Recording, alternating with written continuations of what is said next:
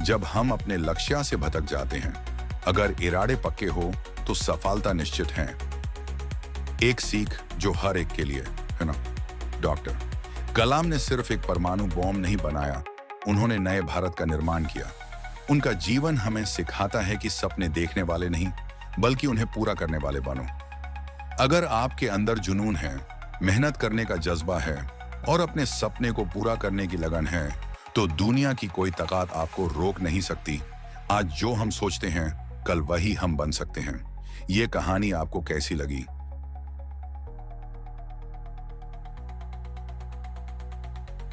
Consciousness क्या है? Consciousness एक बड़ी वर्ड मिस्ट्री है साइंस और फिलॉसफी में।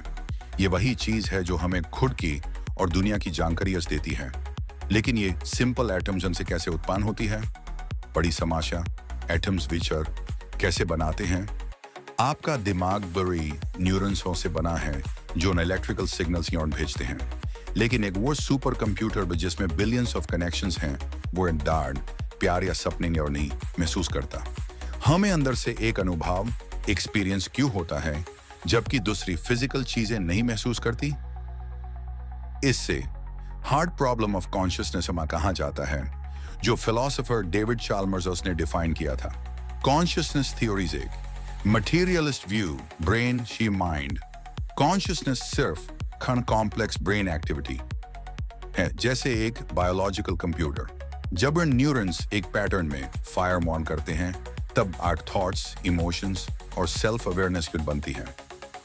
समस्या, अब तक कोई भी फिजिकल लॉ ये नहीं बताता कि कुछ ब्रेन सिग्नल्स फीलिंग्स कैसे बनाते हैं। दूसरा, क्वांटम कॉन्शियसनेस, माइंड एटम से परे। कुछ साइंटिस्ट मानते हैं कि क्वांटम फिजिक्स का एक रोल हो सकता है कॉन्शियसनेस में। रॉजर पेनरोज एंड स्टुअर्ट हमरॉफ की ऑर्च ओआर थ्योरी, दिमाग के अंदर माइक्रोट्यूबुल्स नाम के tiny structures quantum effects use कर सकते हैं। हो सकता है कॉन्शियसनेस न्यूरॉन्स से नहीं बल्कि यूनिवर्स के फंडामेंटल लॉज से जुड़ी हो।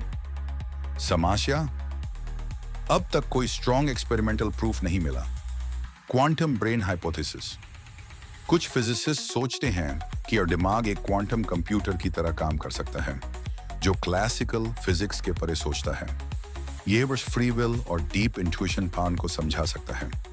समस्या, ब्रेन वार्म और नॉइजियन होता है जिसमें क्वांटम इफेक्ट्स होना मुश्किल लगता है। 3.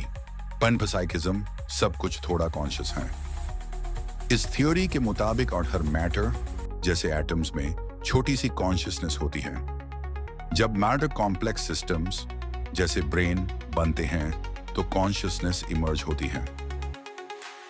फिजिसिस्ट कार्लो रोवेली मानते हैं कि इंफॉर्मेशन ही रियलिटी का एक फंडामेंटल हिस्सा हो सकती है।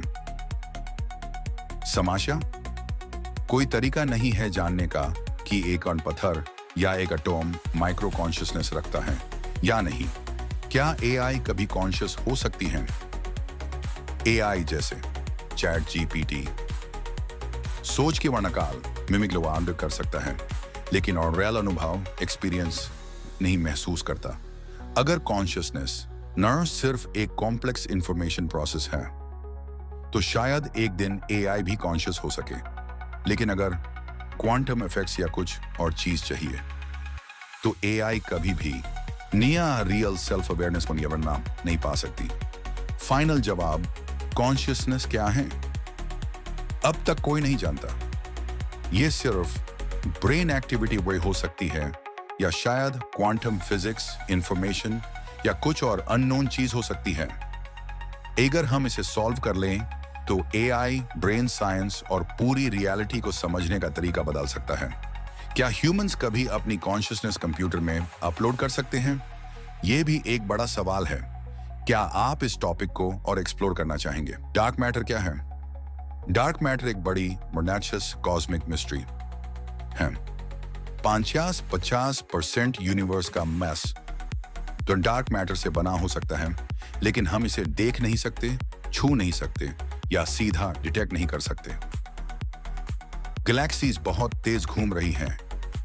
अगर सिर्फ दिखने वाला मैटर होता तो यह टूट जाती, पर कुर्सानी कुछ इनविजिबल मैस जिसको नाम उनको ग्रेविटेशनल फोर्स से जोड़कर रखता है।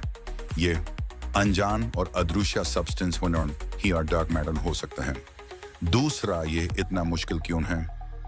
ये ना तो लाइट इमिट करता है, ना अब्सॉर्ब, ना रिफ्लेक्ट। इस वजह से ये मैप बिल्कुल इनविजिबल हैं। हम इसे और डायरेक्टली डिटेक्ट नहीं कर सकते, बस इसका असर देख सकते हैं गैलेक्सीज और कॉस्मिक बैकग्राउंड रेडिएशन पर। हमें अब तक नहीं पता कि यह किस चीज से बना है। तीसरा संभावित जवाब, एक, वेम्स, weekly interacting massive particles.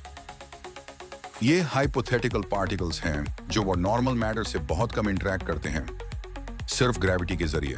Scientist underground detectors में इनका प्रूफ ढूंढने की कोशिश कर रहे हैं। एक्सियंस, ये एकदम हल्के लाइट वेट पार्टिकल्स हो सकते हैं जो पूरे यूनिवर्स में वेव की तरह मसपना बिहेव करते हैं। ये एक और बड़ी फिजिक्स प्रॉब्लम, न्यूट्रॉन्स का नो इलेक्ट्रिक चार्ज होना, का सोल्यूशन भी हो सकते हैं। 3, प्राइमोर्डियल ब्लैक होल्स। कुछ साइंटिस्ट सोचते हैं कि डार्क मैटर प्राचीन छोटी ब्लैक होल्स वहां से बना हो सकता है, लेकिन हमें अब तक उतनी ब्लैक होल्स नहीं मिली जो मिसिंग मास एक्सप्लेन कर सकें। 4, मॉडिफाइड ग्रेविटी, मॉन्ड। शायद डार्क मैटर एग्जिस्ट ही नहीं करता। हो सकता है आइंस्टाइन के ग्रेविटी इक्वेशंस बड़े स्केल पे गलत हो, पर यह थ्योरी सारे डार्क मैटर इफेक्ट्स एक्सप्लेन नहीं कर पाती। बॉटम लाइन, कुछ अदृश्य और भारी मैसिव चीज हमारे यूनिवर्स को शेप कर रही है, लेकिन अब तक हम नहीं जानते ये क्या है। अगर हम डार्क मैटर को समझ लें तो शायद नया फिजिक्स डिस्कवर कर सकें। आपका क्या मानना है? क्या डार्क मैटर एक छुपा हुआ पार्टिकल है या हम ग्रेविटी के बारे में कुछ बड़ा मिस